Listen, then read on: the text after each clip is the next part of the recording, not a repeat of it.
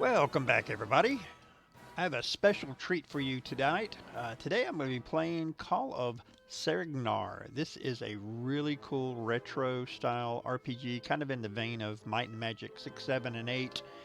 It's one gentleman from Slovenia who is making this. There will be a link in the description below to his Patreon account. That's how you can get access to the demo.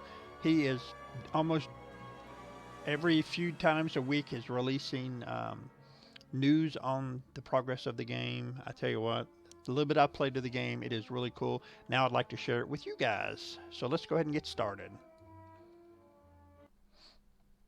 It was a late night in the small town of Romar.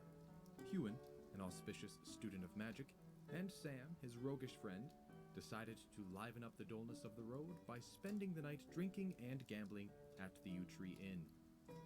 After observing the two playing and winning a number of games against the locals, a gambler approached their table and challenged them to a game of takla. It was then that fortune seemed to abandon them, as the two friends lost most of their money and many valuables playing against the man.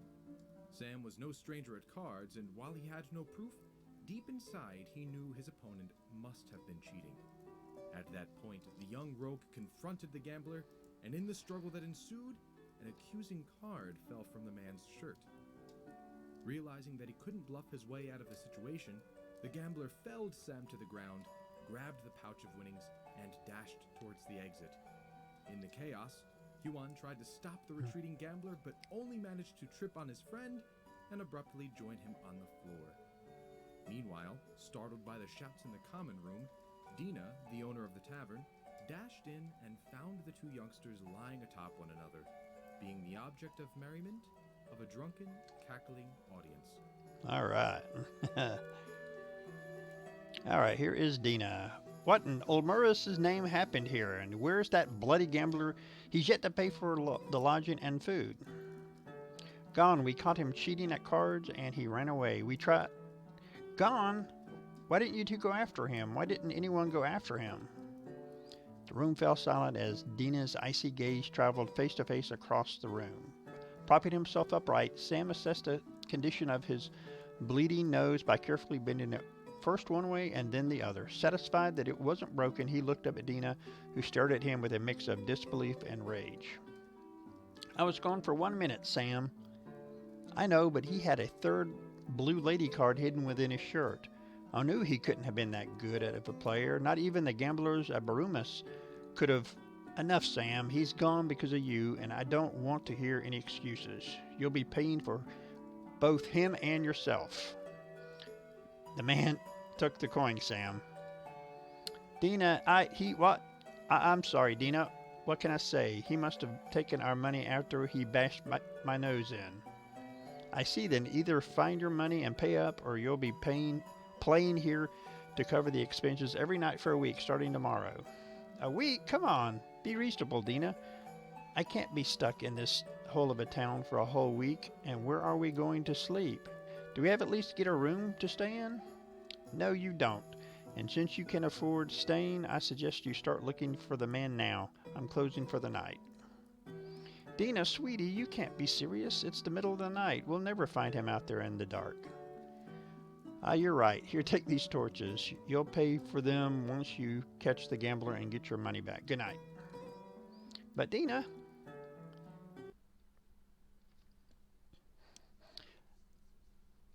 As you can tell, one of the characters is kind of a roguish type character, and the other is a magic user. So, I really love the graphic style. It almost looks like a painting. Okay, Sam definitely is the rogue. Should have known I was being cheated. Never lost that much money in one night, or ever. Ewan is the magic user. Neither did I, Sam. We should have listened to Othra while we had the chance. 'Twas your royal cousin's fault for buying us drinks in the first place, you know. You're drunk. As I recall, he wanted us all to go to his cellar, you know, the one with the wine and dried meats. Well, now all we have are these bland road rations, which I have no desire to eat ever. Yes, I get the point. Look, there's nothing we can do now but track down that man and recover my money. Our money. Yeah, then we visit our cousin at that fancy manor home of his. You check out his book on magic tricks, and then we finally leave this accursed place. Deal? Damn it, Sam, that book is what got me traveling all the way up here in the first place. If it is truly an ancient book on magic, like author claims, it's like finding a damn treasure. I'd lose 10 times the money I lost tonight just to get a chance to peek at its pages. Come down, your magician's ship. You'll get your chance, but first things first. Where do we start our search? That son of a whore could be anywhere by now. I don't know. We best wait until morning. No point us knocking on people's houses in the middle of the night. They're all asleep at this hour anyway. Come morning, we can ask around. Maybe somebody saw or heard something and may point us in the right direction. If not, there may be clues laying about. Who knows? So it is in the middle of the night. I'm just going to walk around and you can see it is kind of dark here. I am going to go ahead and sleep until dawn. Make it a little bit easier to see now. I truly do like the way this looks. And up here is the big manor where his cousin lives. Let's go up to here. So this is where the generously full cellar is.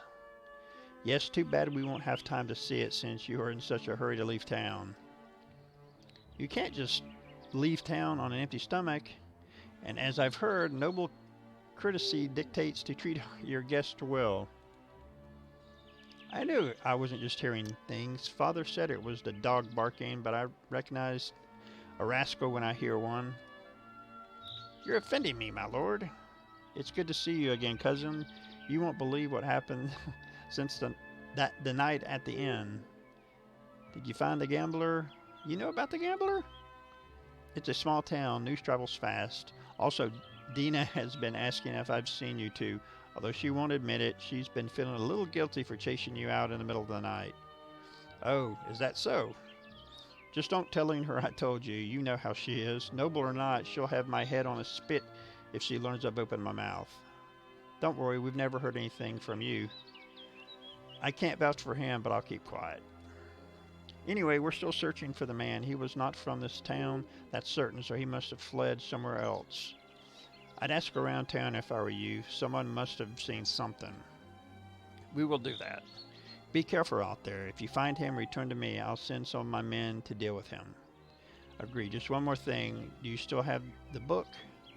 Of course, I'll give it to you if you want it so dearly. It's of no use to me anyways. But first, find the gambler, report to me, then you can have it. Good luck. Okay. So now we're going to go ask around town. See what we can dig up here. There we go. An old lady tottered towards them, carefully supporting herself on a wobbly wooden cane. She carried a small, shallow basket with freshly picked flowers in it. May the gods spare you the hurdles of old age, boys. Ewan smiled and helped the lady sit on the bench. Thank you, dear, she said as her eyes locked on his for a while. Ewan smiled uncomfortably. You know, you do remind me of someone. Are you from around here? My mother was born here, he said, pointing up at the manor house. The woman looked puzzled for a moment, and then she brightened. Of course. You must be Ewan, Lady Renita's son. Yes, that's correct, he said, curiosity taking over. Do you know my mother? If I know her, of course I do. I am Marith. I work in the Lord's kitchen for nearly 40 years. Me and your mother used to be quite close, you know. Ewan nodded. Is she and your father in good health? Marith asked, generally concerned in her voice. Yes, they are doing well. Thank you for asking. I'm glad to hear that, she said, relieved. Then, after a moment of silence, her expression clouded over and sighed. I was just picking some flowers for my dear George. Today'd be 57 years since we got married, she said, her eyes lost in memory. Sadly, last winter, the herder took him away. I'm sorry, all Ewan could say.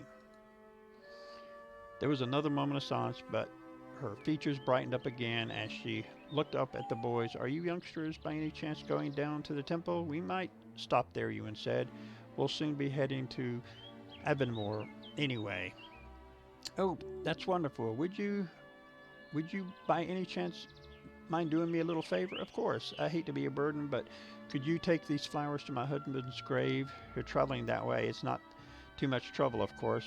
We'll be happy to, Marith. Her face lit up, revealing the look of a much younger Marith, who Ewan judged must have been a beauty in her youth. Thank you so much, Ewan.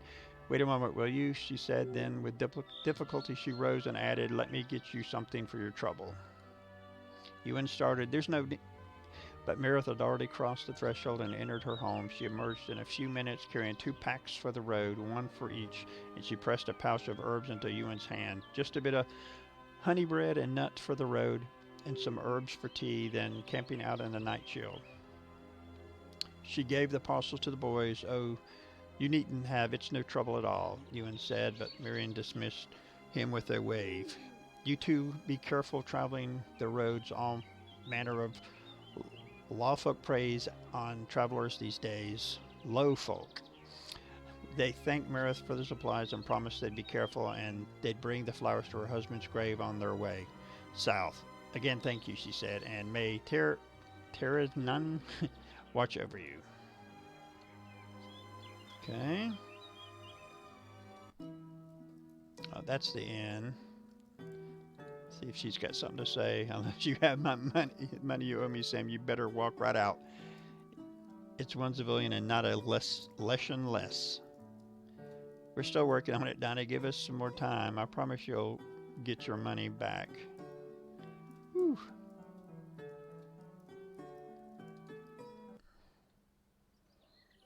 Alright. So this looks like, let's see, what's this? A small sign was affixed to the sorry, we're closed for illness. We'll open soon, Fannin. Well, there's nothing we can do about it. Ewan shrugged. Let's leave. They knocked and waited. Out of the house comes a heavy-set man, his receding hair betraying his age. He leaned against the door frame and looked at them impatiently. Yes? What do you want? It was Ewan who spoke. Excuse me, we are looking for a man who stayed at the inn, a gambler. Don't know his name, but he did leave in a hurry not too long ago. The man was about to speak when his look was diverted past Ewan's shoulder and towards Sam, who was incredibly enough expertly juggling a pair of knives. Not taking his eyes away from the skilled display, the man said, yes, in fact, I did see someone. Though I haven't seen his face, I just got up to take a piss when someone ran past me like his boots were on fire. Ewan brightened. Did you see where he ran to? South, out of town, I guess, the man answered absently, then called out to Sam. Hey, nice trick. Where'd you learn that? Snapping out of whatever trance Sam was in, the young rogue put away the blades and looked at the man as if not understanding the question. He then walked closer to Ewan and whispered in his ears, who's he talking about, you? Ewan whispered something back. Throwing Ewan a questioning look, he said, juggling? What juggling? Ewan raised an eyebrow and said, the thing with your knives flying through the air and all that. Oh, was all he said, looking down at the knives behind his belt. Then a worried expression clouded his face. I think it's happening again. I'm losing it. Ewan placed a hand on Sam's shoulder and sighed.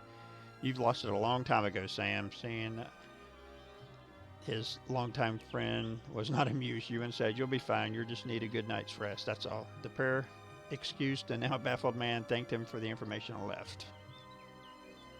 Alright, so we are going to head out of town and see if we can find something. We know this is the way he went. Okay. The house seems abandoned. Should we have a look? Maybe the previous owner left something valuable, Sam. Sure, why not? Save for a broken chair and some pieces of pottery scattered on the floor, the house was remarkably empty. This house was looted clean, said Ewan, kicking at the debris. Sam, however, was kneeling and examining a section of the floor with interest. He slid his fingers along the edge of a wooden board, and as expected, the board gave way. Aha! He exclaimed triumphantly, lifting the piece of timber. He discovered a small, jingling pouch hidden within. We'll give it to Sam. All right.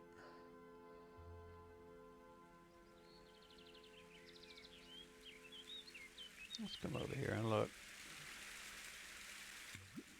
The water was refreshing. He was glad of the drinking posts the king had erected throughout the kingdom. They were a sign that water was clean and safe to drink.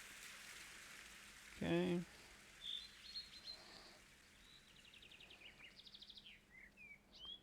So I'm not going to probably play this too long. I'd like to at least get in one fight and maybe find the gambling man before I leave.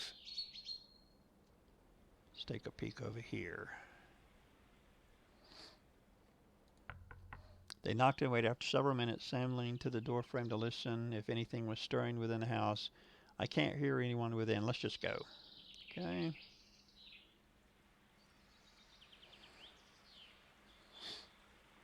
So I believe up there is the temple. We'll go ahead and head to the temple first.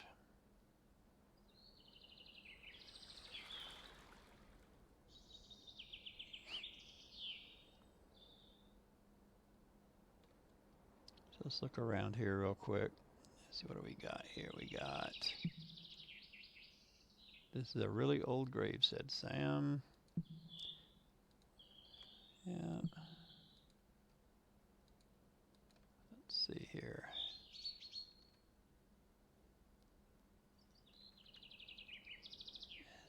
That is another well. Okay.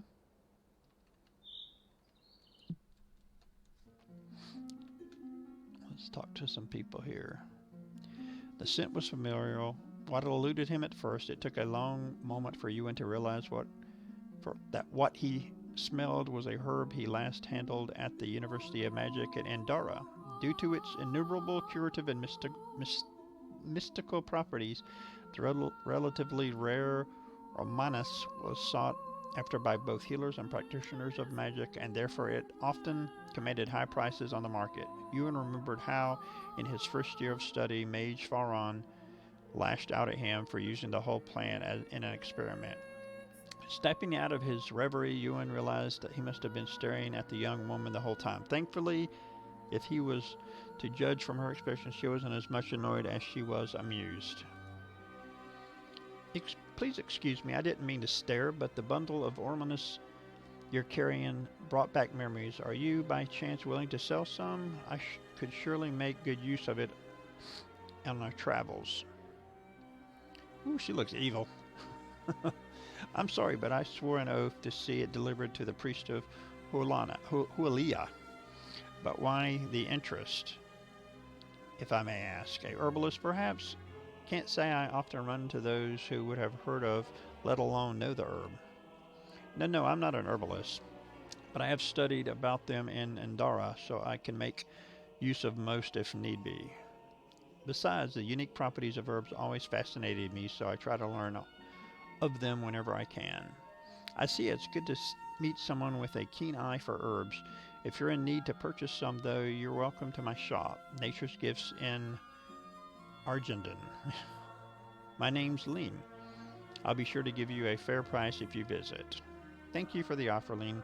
If the road ever takes us to Argenden, we'll be sure to stop by. Oh, and I'm Ewan. It's been a real pleasure meeting you. The pleasure was all mine. Okay. Goodbye, Lean. He was lost in thought. After exchanging a few words with the man, Ewan learned his name was Nama, and that he was a farmer from the outskirts of Romar. He told him that his wife disappeared 2 weeks ago after going to fetch some water from the river. He's been praying to Tahran since she may return safely home again. No one's found any trace of her, he told Ewan. The whole village joined the search. Even Lord Longcoast's dogs couldn't catch her scent. She simply vanished, the man said, bursting into tears. Ewan stayed for a little while longer, consoling the man as best he could. Then he excused himself and returned to Sam. His wife vanished, no trace of her anywhere. Maybe she just left him. No, I don't believe that's the case. The whole thing feels wrong. Sam shrugged. All right. The servant beckoned them to sit. The high priestess is currently in prayer, so if you could be so kind to wait, I'll let her know of your presence. Time dragged by, especially for Sam, who was now nervously pacing up and down the halls, stopping at the door several times, listening for whatever was happening beyond that boundary into the holy realm that only priests had access to. This is maddening, he said, while descending the few steps into Asmet but as soon as he touched the last step, the larger door opened and a tall woman wearing priestly garments stepped through. To those present, she bowed her head and then smiled at Sam. I am sorry if the wait has caused you any grief. Our God has been restless recently and relies much on our priestly chants. Ewan stood up and Sam tried to say something, but words eluded him, so he cast his gaze downward in silence. It was Ewan who addressed the holy woman. My apologies, High Priestess. There was no dire need behind our visit. We simply wanted to talk. We can talk, she replied, her eyes lined with weariness. But let us be quick, as I have other matters to attend to. During the session with the priestess of Tyr Inen, they touched many topics about the god himself, but they also discussed the recent events that have befallen them, including the matter with the gambler. The balance of power is being tipped over. Like I have said before, our god is troubled, and we have received note of similar disruptions from other temples as well, said the priestess gravely. You should be wary of your travels, particularly you, Ewan, for I feel you are embarking on a journey much longer than you have planned for. The priestess seemed to contemplate something, and then she spoke to Sam. Within you, I can feel a similar disturbance, much alike to the one that has affected our temple home, but it is early to guess the nature of it. Time will tell. Lastly, she took their hands and said, look out for each other, for I see danger on your way. She then excused herself and bid them farewell. I really don't like that woman, It felt like she looked right through me. Got goosebumps all over. Yes, I felt it too, but she's a high priestess after all. Those close to the gods often possess special talents. Yeah, talents to make one shit his pants. Let's go. I don't want to stay here one moment longer. Alright.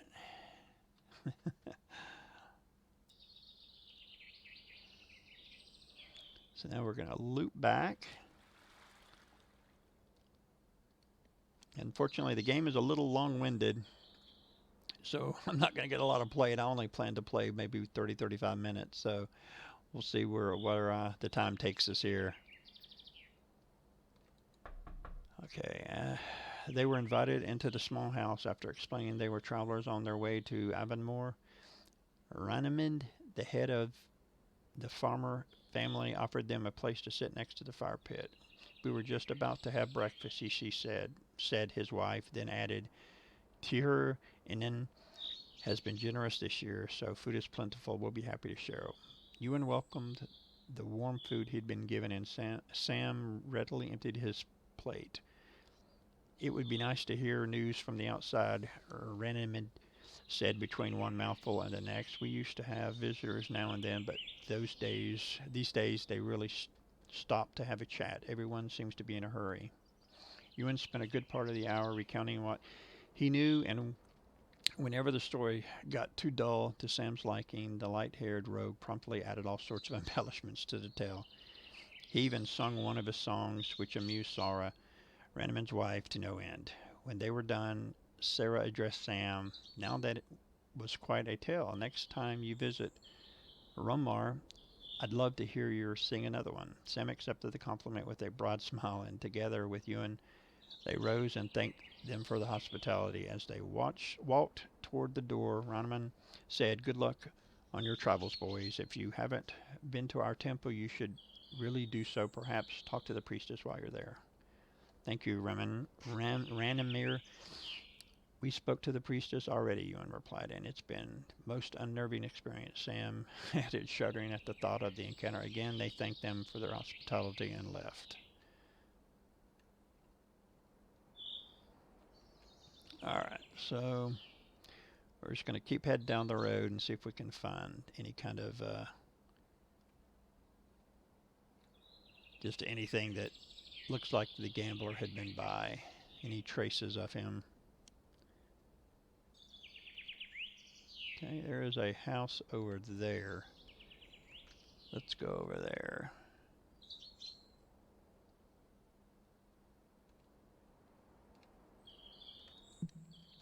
The door was ajar, signaling for silence. Ewan crept towards the house and carefully peeked through the gap. The inside was dark and quiet, with pieces of furniture scattered about and nothing of any real value in sight. No one seemed to have been living here for some time. Still careful not to divulge their presence to whoever might be listening, he slowly pushed the door inward, but the old door protested with a loud groan. There goes our silent approach, shall we? Ewan offered, opening the door fully, but as soon as he took a step in, a deathly stench invaded his nostrils, and he fought the urge to throw up. Lying in the corner, face down in the ashes of the fire pit, was a man, his clothes bloody and soiled. His back was pierced by an iron rod, probably a fire iron, and two of the man's fingers had been cut off and cast into the pit. Is that our man? Asked Sam, the insides of the elbow covering his mouth and nose. I think so. At that point, Sam pushed past him and took a closer look at the body. It is him, he said, but there's no money on the body whatsoever. Whoever did this picked him clean. Suddenly, the sound of a sword leaving its scabbard came from outside, and a rough male voice announced, "You two, drop your weapons on the ground and walk out slowly." Ewan turned towards the door, taking a step back, and Sam straightened, instinctively going for his weapons. As if making a point, a second sound followed, a crossbow string being drawn and locking. "Let's not make them wait, you," Sam said as he concealed a throwing knife in his sleeve. "Got any fine spell to distract the bolt-firing whoreson?" "I do," Ewan replied, a lump forming in his throat, "but I never used it to do harm before. It is forbidden," he added gravely, and then closed his eyes in concentration. And there is our battle. This is kind of their battle system, and I actually kind of like it. I think it's kind of cool. So this is their also the spell casting.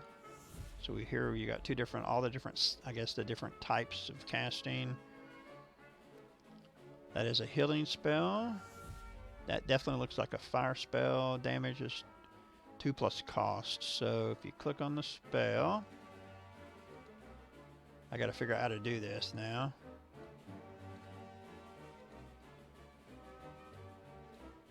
Let's see. If you click on it, and then you can choose how much you want to spend basically in endurance. Let's do that.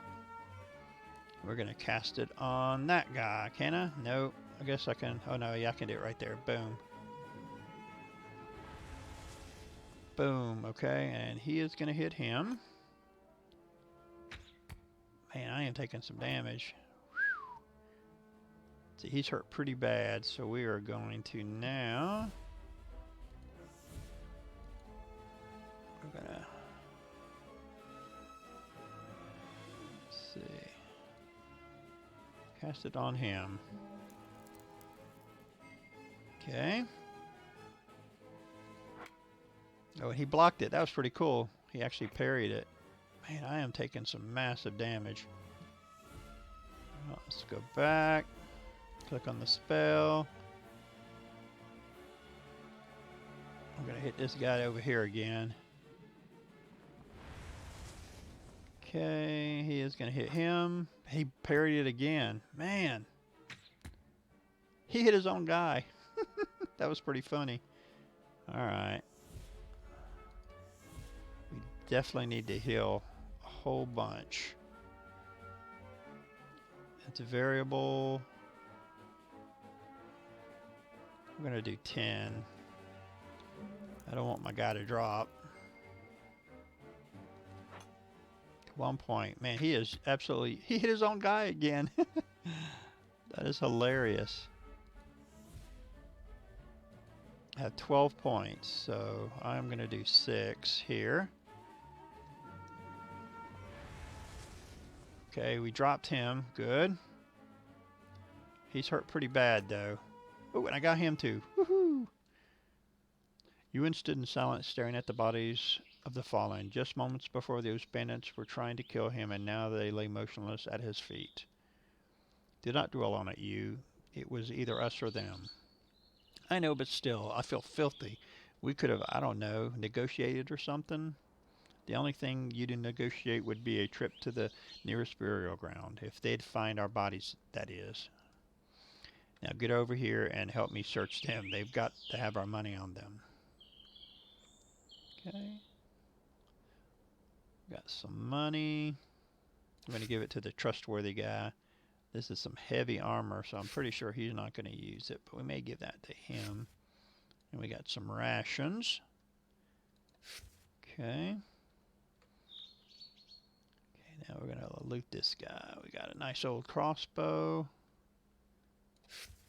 And some more rations.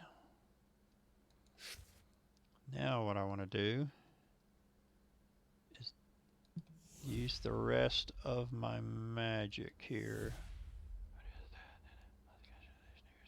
Oh, that's dark, seeing in the dark. I really want to use this though on him because he was hurting a little bit. Okay, what I'm probably going to do now is maybe head back to town. I haven't done that yet.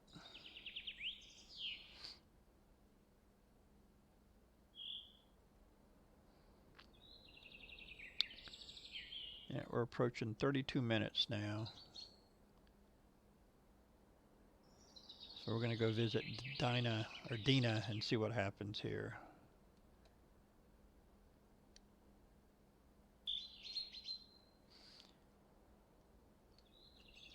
I think most people, when they play this game, if they were like streaming it, they would just cut out all the talking because there's a lot of, it's a lot like a lot of the role-playing games like Baldur's Gate always had a lot of text in it as well. Still can't get over how the game kind of looks like a painting. That's probably the best way to describe it. There's not like really hardware acceleration going on, which that doesn't bother me, to be honest. I love the Might and Magic, the Windows-based ones from like 6 to 8. And speaking of which, the guy that worked on the lead on Might and Magic 9, and I guess he worked on some of the other ones too, is making a game as well. So at some point I wouldn't mind playing his demo for you guys as well. It's actually pretty cool. Different kind of game, but it's still pretty cool. That also reminded me kind of Might and Magic as well. Okay.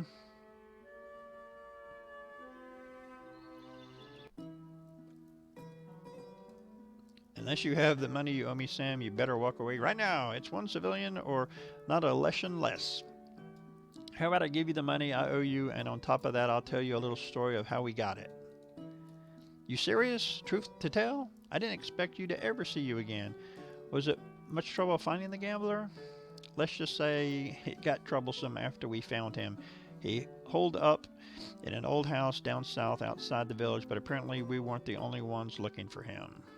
Anyways, care to buy us a round of ale, Dinah? I'll be hard-pressed to finish the tale if I don't lubricate my tongue first. All right, but it better be good. Ewan sat in amazement through the whole recount. There was no lies to Sam's words, but the way he told the tale made it feel like a completely different, much more heroic deed than the slaughter it actually was. Sam made sure to speak loud enough for all to hear and appreciate what he had to tell. If there was anything dull to the account, he found out a way to make it exciting, and when the story hit the high points, he elevated it to court-welding poetry. When he was finally done, he drained his cup and slammed it on the table, making the patrons who followed the tale jump in their seats. Dinah sat speechless, her lips parted in awe. I find it hard to believe you two did what you did, but I'd be glad to listen to that tale again. Some other time, dear. Me and you have urgent business to attend at his cousin's. I promise you I'll have more adventures to share next time I pass through these lovely parts. Thanks for the ale, Dinah. Think of nothing of it, Ewan, and Sam. Do come back again, all right? I promised, didn't I? Goodbye. See you around, Dinah. We must be on our way. Safe travels to both of you. Alright. So now, ooh, it's getting dark. Let's go up to the manor and see what's going on there.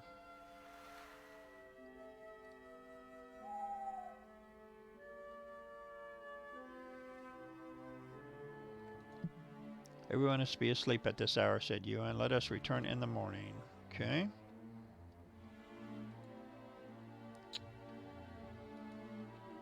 Let's do this.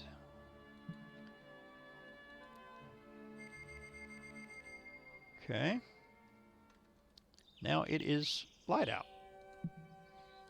This will end the demo. Continue. Yes.